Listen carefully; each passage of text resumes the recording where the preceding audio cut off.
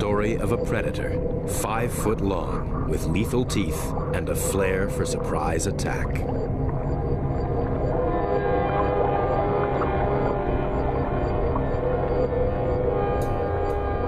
The Great Barracuda has had a very bad press. Scare movies would have us believe that they crave human flesh. It isn't so. But that doesn't mean that it's always safe to go into the water. In 1997, in Florida's boating capital, Miami, a local woman experienced a close encounter with a great barracuda. And what began as a routine dive turned into a bloody nightmare. Due to an accident in the clearing stages. And remember, Biscayne Boulevard.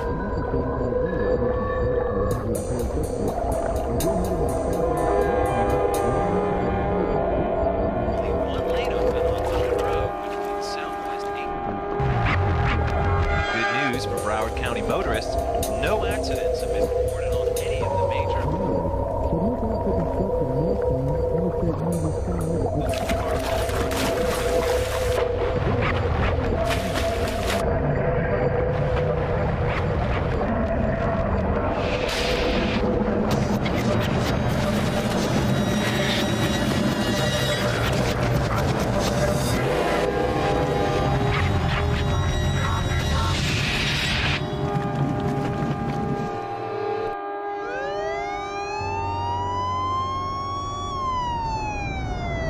In almost 8 years of running an underwater boat maintenance service, Mary Ann Boyer-Willis says she's never even been close to the kind of attack she went through when a 5-foot-long barracuda took a chunk out of her left arm. I took off my air hose and everything, laid it on one of the customer's boats, and so I just free dove.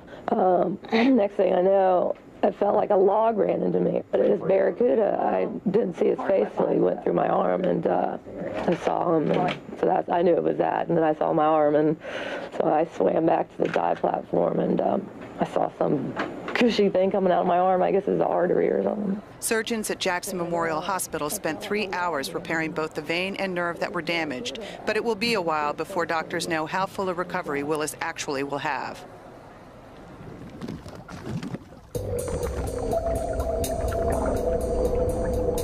Mary Ann was not alone. In the world's busiest waters off Florida, many a diver has a sorry tale to tell.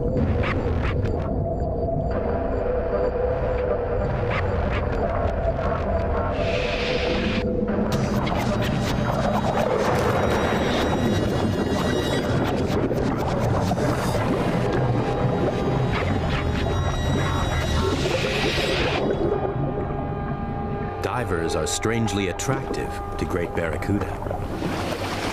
Come in, Captain Spencer Slate.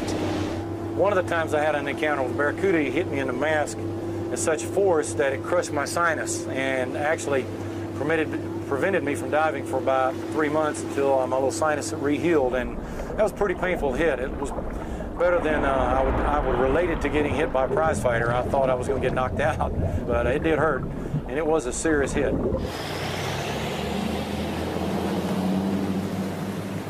A man who has never been bitten and knows more than most about these creatures is marine biologist Dr. Shane Patterson. He has great respect for the great barracuda, not only the largest and most feared, but also the most widely studied of the 20 species. Although the great barracuda is most common in the waters off Florida, Dr. Patterson conducts some of his research from the safety of dry land at the Tennessee Aquarium. Barracuda can be a very dangerous animal. They are equipped with a nasty set of teeth that can inflict quite a wound on a human being or any of their natural prey. Barracuda's teeth are extremely sharp and they have powerful jaw muscles. Even a raking injury, a glancing blow from this fish can cause a massive wound, a lot of bleeding, a lot of tissue damage.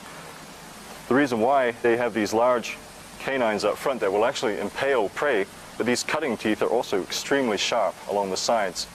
The effect of a barracuda bite is basically that of a meat cleaver moving rapidly through the water and slashing through the tendons and muscle and even the bone of whatever it hits. Contrary to popular belief, barracuda do not prey on divers and snorkelers, although they are exceptionally inquisitive. Their quarry are other fish, occasionally their own kin, that swim into their favorite haunt, the coral reefs of tropical seas and oceans.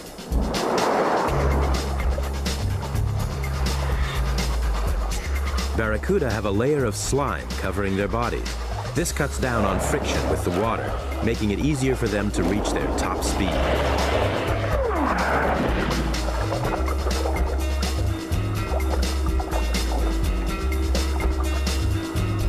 They are ambush predators, built like torpedoes, and blessed with the ability to accelerate up to 30 miles an hour from a standstill.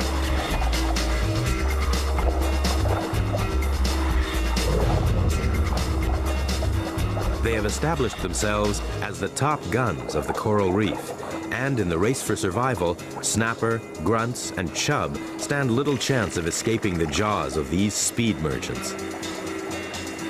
Barracuda are predators, not scavengers. They enjoy the chase and appear to be disinterested in prey which are no longer moving.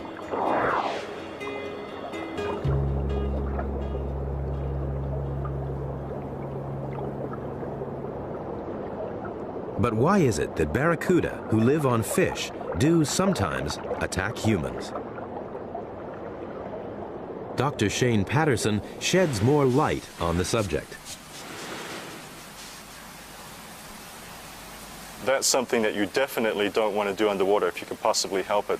Barracuda home in on flashing objects. To them, flashing objects mean food because they look like the scales of the fishes that they eat. So if you jump in the water with a shiny dive watch or a piece of jewelry, piece of dive gear, a tool, barracuda may well mistake it for its natural prey. There are certain environmental conditions that make this more likely. The two main ones would be reduced visibility, murky water, or low light levels, twilight, nighttime. Same conditions most shark attacks occur.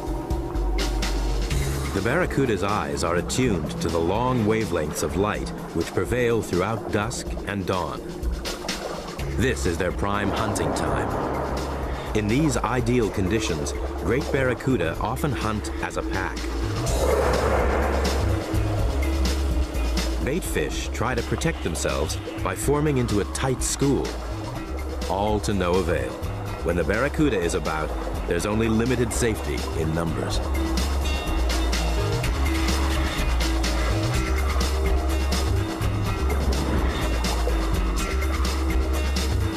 In a crowded ocean, the barracuda's jet-like speed can have some disastrous results. The trouble is that barracuda move so quickly when they're on a predatory strike that they can't possibly call off the action before it's too late, and there's no way the human can react. We just can't react that quickly. So the end result is that you have a barracuda attack.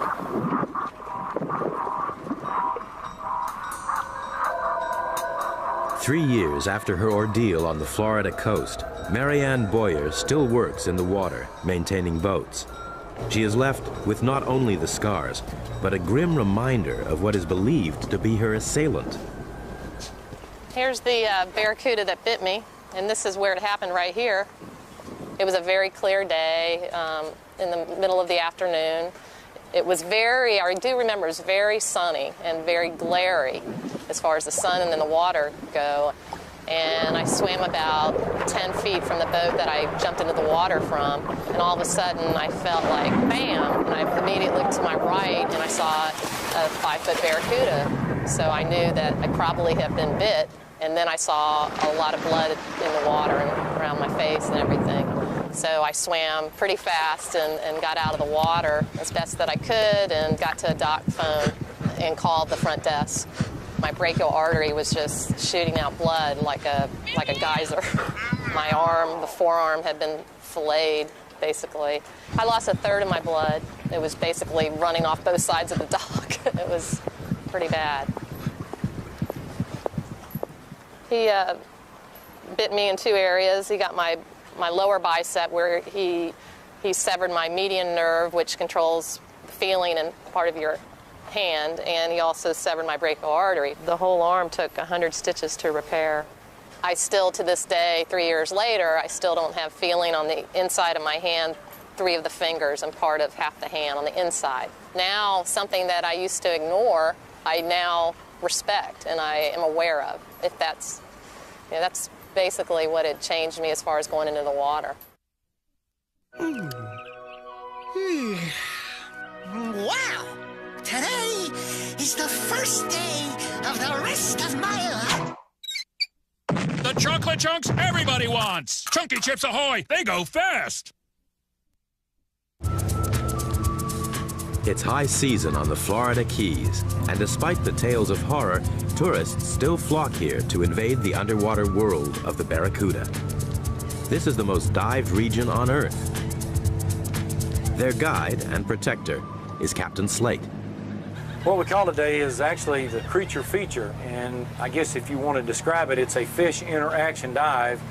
When you go diving, that you interact with the creatures in the sea and have an experience with them. The only person that actually handles the bait is me, the feeder, because we don't want any chance of them being mistaken or someone pulling the fish out of the bag that doesn't know how to do it properly and getting accidentally bitten. Anyone that does this willingly, of course, and feeds barracudas has to run the risk and probably will sooner or later get bitten in some form or the other. I feel like the benefits way outweigh the danger in my book. Someone that does it for the first time and gets bitten the first time may not think that.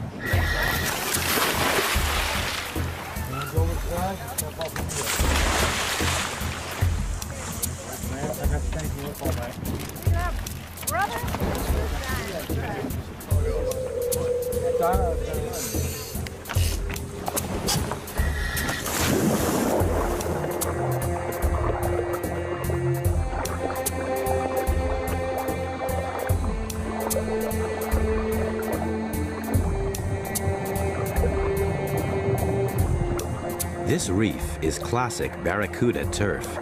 Typically, they're out patrolling their territory, so it might be some time before they put in an appearance. But there's a warm-up before the main event.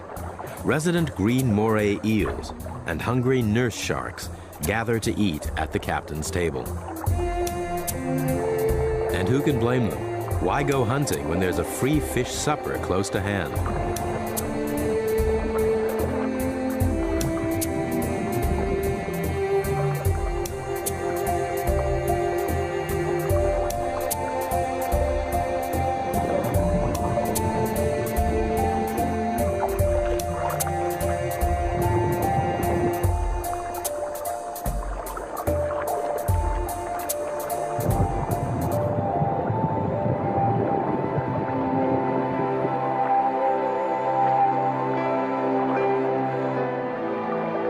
Over the past 20 years, Captain Slate has developed a remarkable relationship with all these creatures.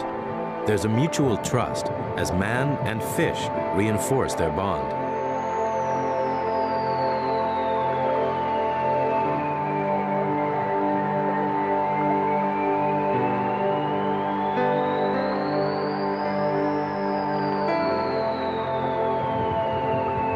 The supporting act is over. Enter the stars of the show. Barracudas have come through and I feed them and I take my hand and rub them as they go through. And the fact that they can come up to divers in a marine sanctuary where they're not molested and repeatedly take fish from us and be 30 divers in the water and their hands frailing all about and the barracuda weaving all between the divers to come to me to catch the fish. So it's pretty unique. There's risk involved because, of course, barracuda have razor-sharp teeth and they're razor lightning fast. The disadvantage of them is they're faster than we are. You have to be very careful. The ballyhoo that I feed them is a little, sometimes 6 to 12-inch fish, and once you show them that fish, they come for it. I mean, there's no in between.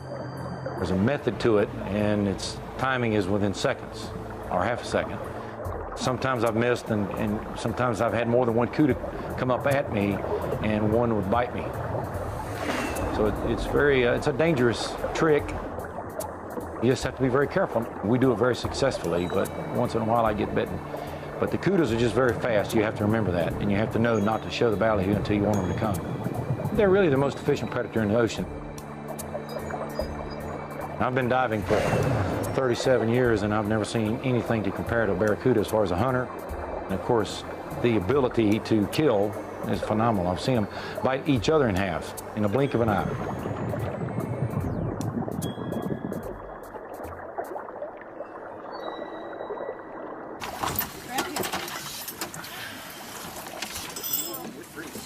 For Captain Slate, safety is paramount. His divers never get bitten because it's Slate who takes the risks. He got me the minute I got in the water. I was over trying to get in that grouper, swam up and grabbed the fish out of my hand and blocked my view, and he popped me. Not a big one, but sucker bit me as soon as I got in the water. All right, Brian, come bandage me up, buddy. What a day. I cannot believe it. I've been a bit worse about a month ago, actually. They're more dangerous than great white sharks.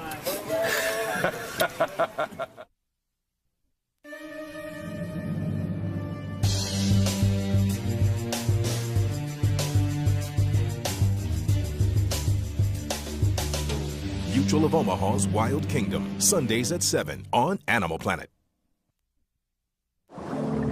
Great barracuda are highly successful predators, identified in fossil remains that date back to the time when the great dinosaurs walked the earth. But their success is not all down to being a top predator. Some of these little fish are barracuda buddies. This coral head is a permanent location for a barracuda health spa and beauty salon. There's another, more gentle side to the menacing face of the great barracuda. It sends out safety signals. The position of the barracuda's body and the darkening of its skin lets the neon gobies know that it's safe for them to get down to work. The cleaning service they provide is vital for the good health of the barracuda community that lives on this reef. Their skins can become infested with parasites, which the cleaners remove, along with dead scales and mucus. It's a you scratch my back and I'll scratch yours relationship, because Dr. Patterson has observed that the cleaner fish also eat this debris, so they actually feed when they clean. It's a fishy version of teeth flossing. Loyal customers, barracuda return frequently to the same cleaning station where they know they'll get good service. Dr. Patterson witnesses other large predators, like this grouper, equally dependent on little gobies who groom.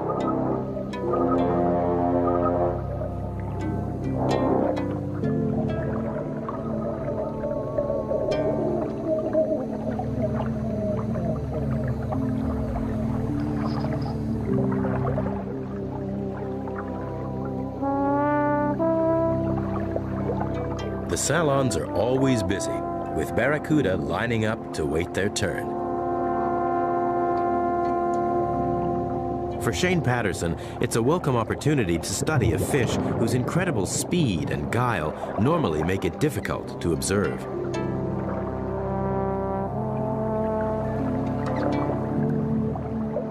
It's clear that when they're in a passive mood, they seem to live in peaceful coexistence with other marine species.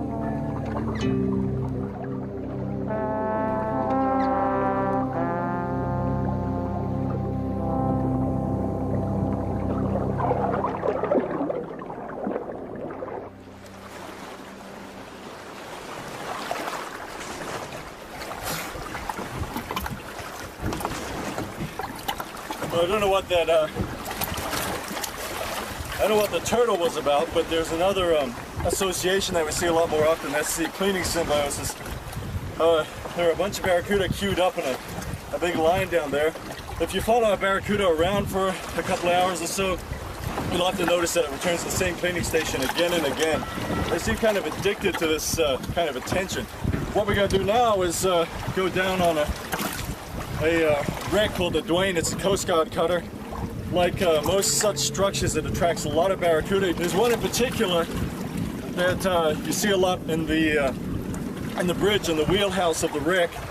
I've heard it called Psycho, which is actually a pretty common name applied to barracuda. So we're going to go and pay Psycho a visit and check out his friends down on the Dwayne.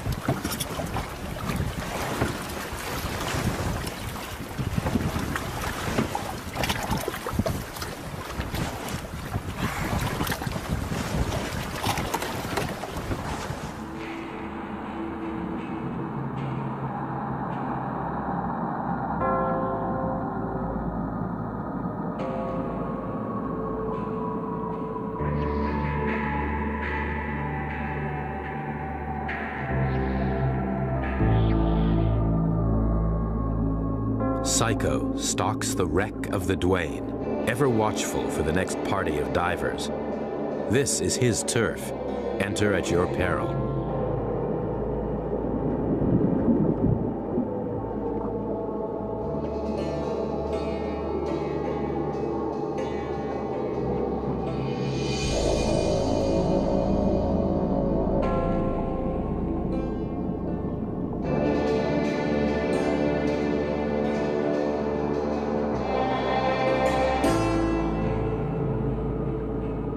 Shipwrecks litter the seabed along the Florida coast. Barracuda adapt especially well to this man-made environment.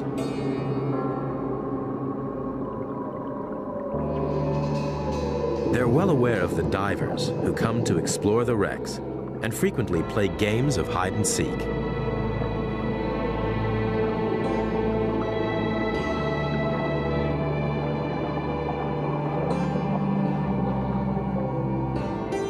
The Barracuda have taken over command of this ship, and an eerie atmosphere pervades. There's a sense of being watched.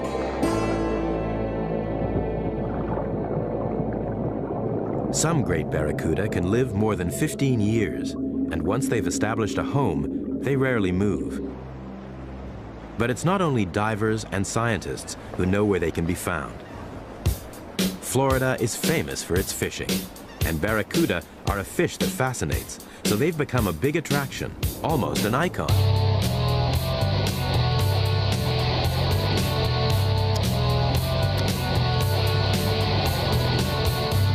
The downside for the barracuda is it's becoming a sporting trophy. The hunter of the sea is now the hunted. For $100 a day, anyone can join in the chase. Come on, baby. Come to Papa. There you come.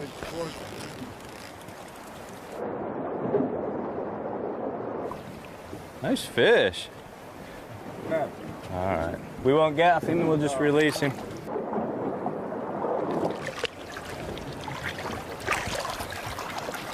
All right. High five. Good man. Beautiful. See the small hook that's in him? Beautiful fish. See, we got the hook Very right in the corner of his hook. mouth. Oh, yeah. Nice fish, Bruce. Let him fight again another day. Most fishermen release their catch, and not simply out of kindness. Barracuda eat smaller, toxic fish, so their flesh can become poisonous and can even kill a human being. Ciguatera poisoning, as it is known, is as infamous as the barracuda itself, and in Florida, barracuda are rarely caught as food. You know, your average fish are anywhere from a couple of pounds to 20 is beautiful. Like the ones we were catching earlier were 10 to 12 pounds. Anywhere between 35 and 47 pounds, you know, is an exceptional fish. And I'm sure down deeper there, there's some of the bigger ones. Well, I haven't got lucky enough to even hook one yet. There he is. Got one? Yeah.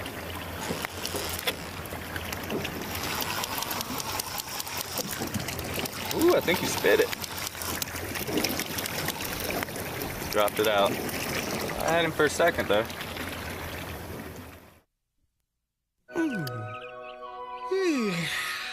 Wow! Today is the first day of the rest of my life. The chocolate chunks everybody wants. Chunky Chips Ahoy! They go fast! All too often, the barracuda's sharp teeth and rapid speed will snap the fishing line before they're landed. They may be the ones that got away, but a double hook and a length of fishing line still skewer their jaw. Here at the Aquarius Undersea Habitat, a reef observation center 70 feet deep off the coast of Florida, the barracuda can find sanctuary.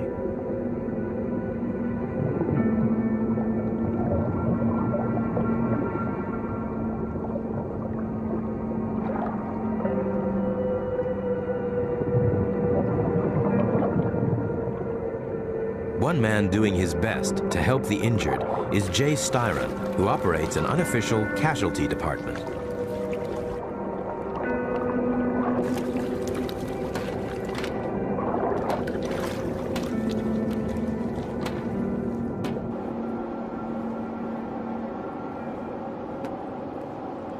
Jay spends much of his time living in the habitat, earning the trust of barracuda who still carry relics of their battles with fishermen. Just see, we just had a barracuda swim by, and every once in a while we would notice them have leaders or hooks hanging out of their mouths from the people fishing around here. So I just started seeing if I could catch them. It was a lot more difficult than I thought, so then I went to free diving and found that you could get a lot closer to them if you weren't exhaling bubbles all around them and scaring them all the time, and you're a lot more streamlined and can maneuver a lot better. May not catch the one that day, but maybe the day or two later they'll calm down enough and you can actually catch most of them.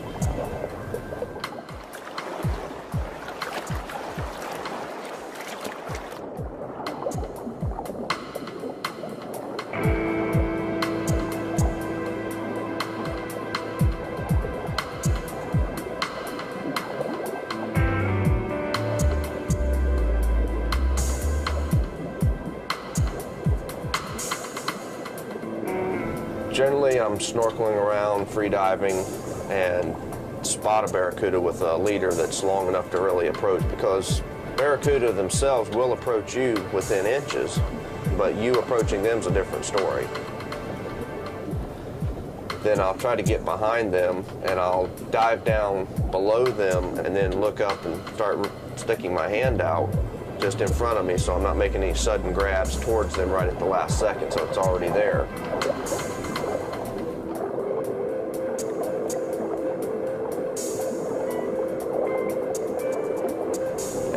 Generally just keep pace with them, and a lot of times they'll start swimming forward slightly as you're getting closer, so you're just angling up, trailing behind them. And if everything works out well, you'll have the leader in your hand, then you've got to really clamp down and try to get a wrap around your hand so they don't yank the leader right through your hand.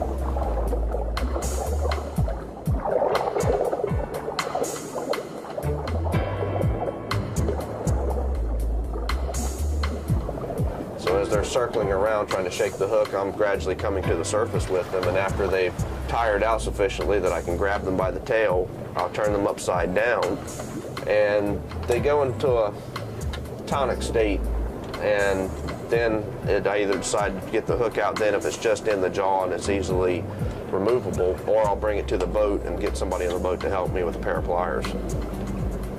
Tonic immobility is well known in many animals when they're startled or restrained, especially upside down. It's a freeze reaction that is not fully understood, but is known to work well on barracuda. It also makes the work of the scientist much safer.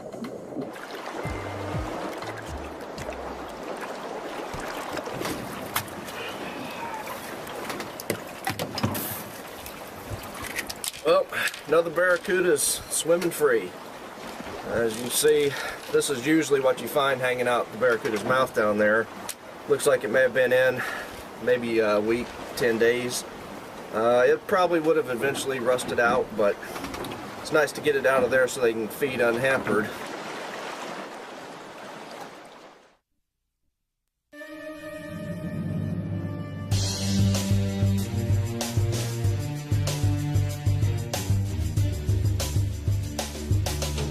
Mutual of Omaha's Wild Kingdom, Sundays at 7 on Animal Planet. Surprisingly, in some parts of the world, it's the barracuda which actually help the fishermen. There are fishing stories involving barracuda that have a slightly happier ending for both barracuda and fishermen than some of the ones that we've heard and seen. This very interesting archival footage from the Pacific Ocean was shot some number of years ago. The fisherman works with the barracuda out at the fishing site to herd large schools of prey fishes using the barracuda as a cooperating agent in the water. Fisherman throws a bit of pumpkin overboard, kind of acts as a nucleus for the prey fishes, the little silver fishes that have gathered there so far. and it sets it up perfectly for the barracuda to circle around and herd the little fishes into a tighter ball. And the fishermen drop their nets over this ball and just haul it up. The key to the success of this relationship is the barracuda's ability to herd the fishes in the first place, which is a very common behavior in their foraging, whether feeding alone or feeding in a group. Or of course, the barracuda's ability to learn, and its learning to associate the payoff with a pretty easy day's work, just rounding up a few fishes. So it's mutually beneficial association. Many people would not associate fishes in general, and barracuda in particular, with any great degree of intelligence, but the barracuda can learn, and in this case I think it's fair to say that you can teach an old barracuda new tricks. Although it's the great barracuda that gets most attention, Dr. Patterson has also studied behavior in other barracuda species. One of the really interesting and slightly ironic twists about this whole episode is that barracuda, including great barracuda as well as some of the other 19 or so species, also form schools that can be very large in size, and these schools may also have an anti-predatory function. In this respect, it's true that even predators are potential prey to somebody else.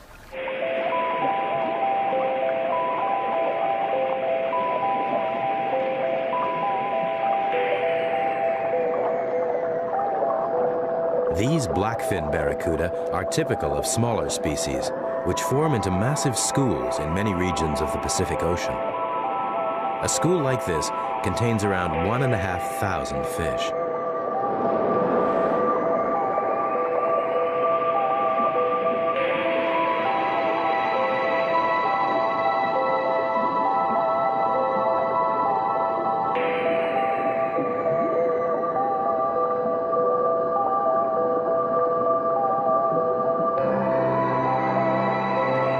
The spectacle these huge circling schools create is a great draw for divers.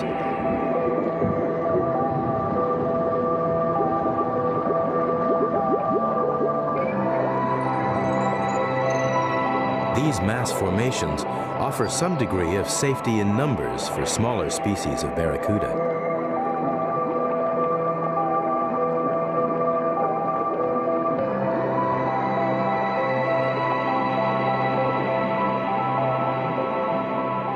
Back along the coast of Florida, it's the great barracuda who may also need to find protection.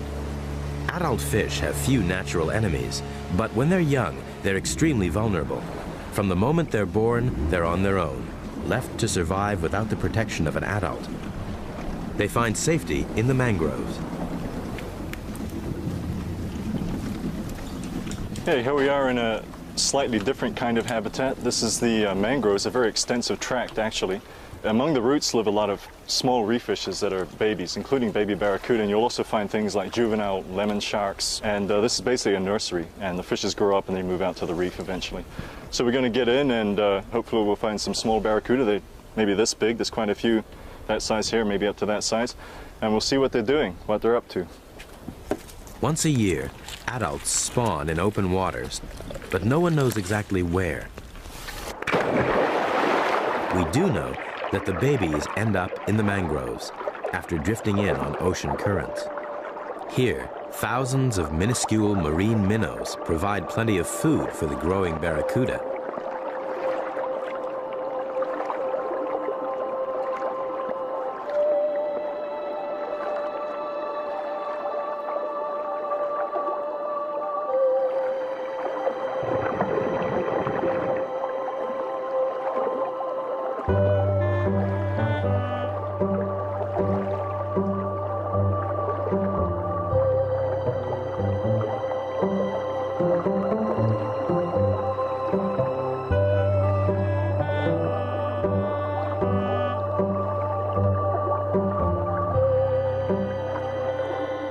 Young fish stay deep in the tangle of roots, looking out for prey and hiding from other young predators.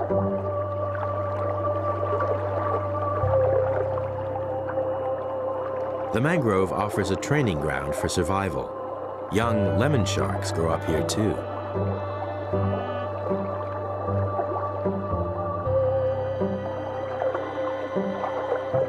Their stealth takes time to develop.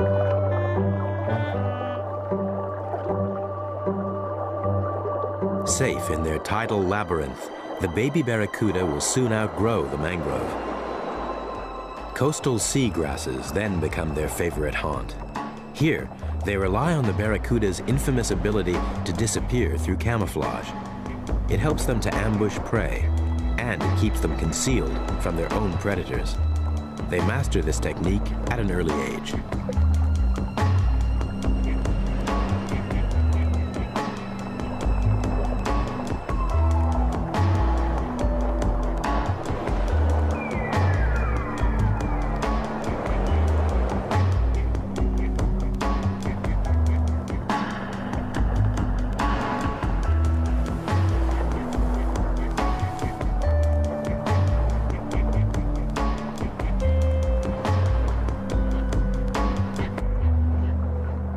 They mature at 2 years old. Once they grow big enough to leave the sea grass, they venture into open water and head towards the coral reef.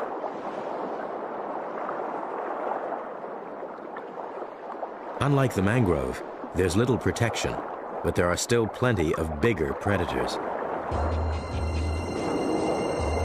Caribbean reef sharks compete for dominance of the reef.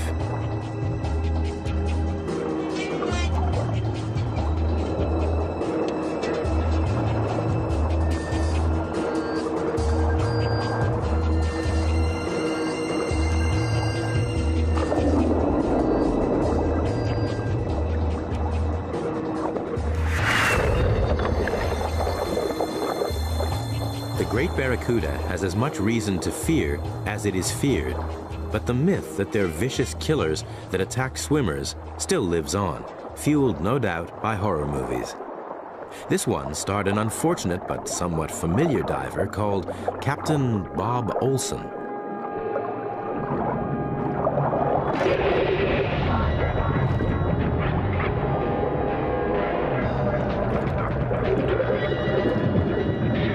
Although the barracuda is not considered that aggressive towards man, in this unusual incident, the fish became confused and bit Olson in the face with its razor-sharp teeth.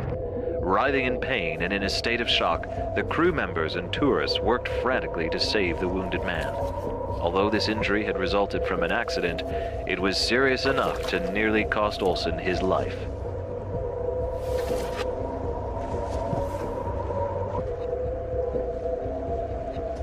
Pretty horrific stuff. And strictly for the movies. Here's the man who knows.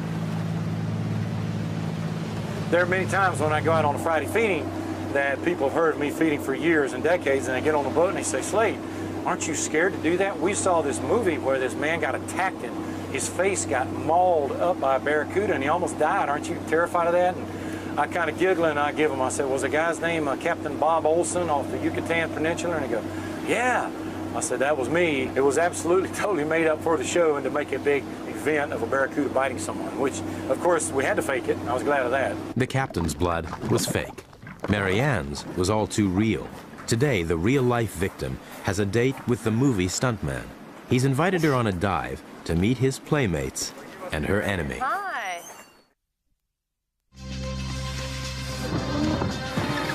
Sunday night, get closer than ever before for a wild look at the very best of Animal Planet. Open wide. From hornet wars to home-bodied hippos. Who would have thought they were so talented? Don't miss Terry and Bendy as they roll out the red carpet for our greatest shows and specials. Planet's Best, hosted by Terry and Bendy, Sunday night at 8, only on Animal Planet.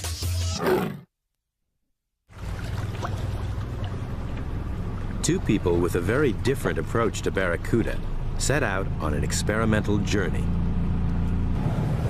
When I see my first-time divers and snorkelers get in the water and have a fear of this animal, and by the time the feeding's over have no fear of this animal or more respect than fear, to the point that they're not going to fear him and get in the water and go diving, and then I feel like it's worth the risk. And having Marianne on the boat today and the feeding with me, knowing that she went through a barracuda attack, any kind of injury that requires 100 stitches is serious, but to have her on the boat today is just a joy, and I'm tickled to death to formally meet her and get to go diving with her today. I'm excited.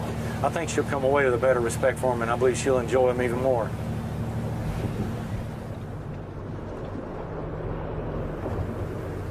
I don't want to be right next to Mr. Slade. I want to watch him from a little bit of a distance. But no, I'm excited. I want to see it happen. I think it'll be a neat thing.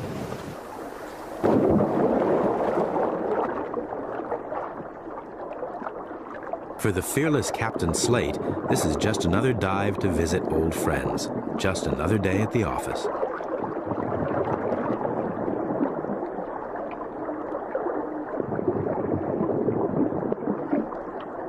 For Marianne, it's a different kettle of fish, one they both hope will turn out to be beneficial.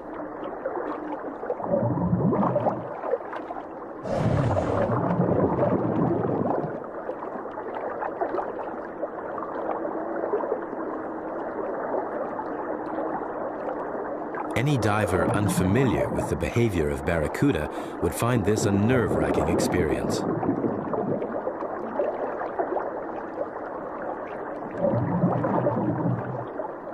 Until now, Marianne has only been really close to one great barracuda, and she doesn't want a repeat of that incident.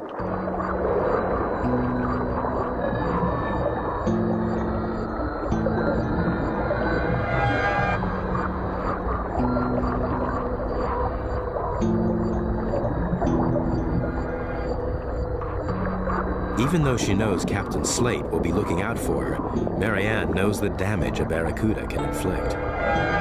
Are the fish beginning to show an uncanny interest in Marianne?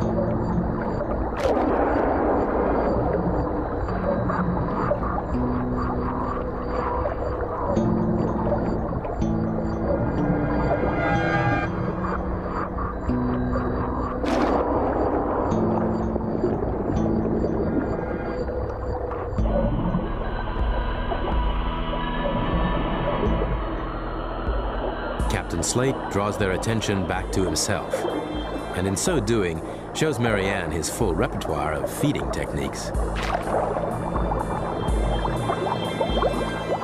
Marianne can only watch in disbelief.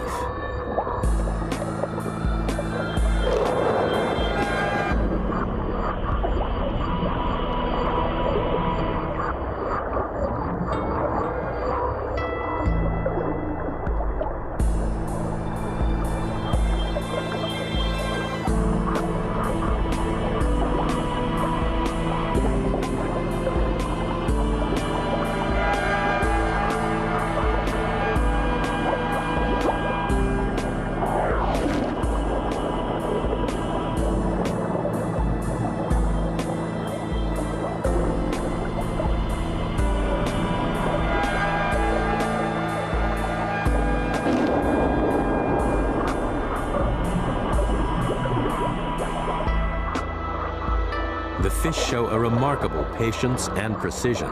They miss the captain's face by inches.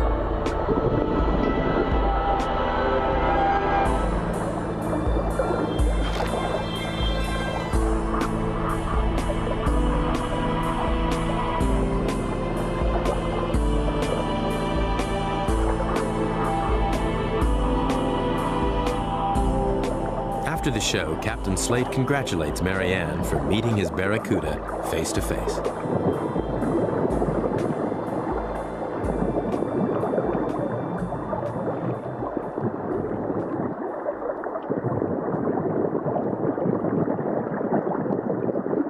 Marianne knew the great barracuda's reputation as a fearsome hunter before she made this dive. After witnessing the captain's fearless feeding display, she's now seen that the fish is not the willful and dangerous animal that many believe it to be, and its reputation as a manhunter has been greatly exaggerated. But getting so close to the big fish again has been exhausting. For Captain Slate, it's been an opportunity to meet one of the few divers unlucky enough to be bitten by a great barracuda. The great barracuda's hunting grounds are the most dived waters in the world. Surely the fact that they do not run with the blood of hundreds of hapless divers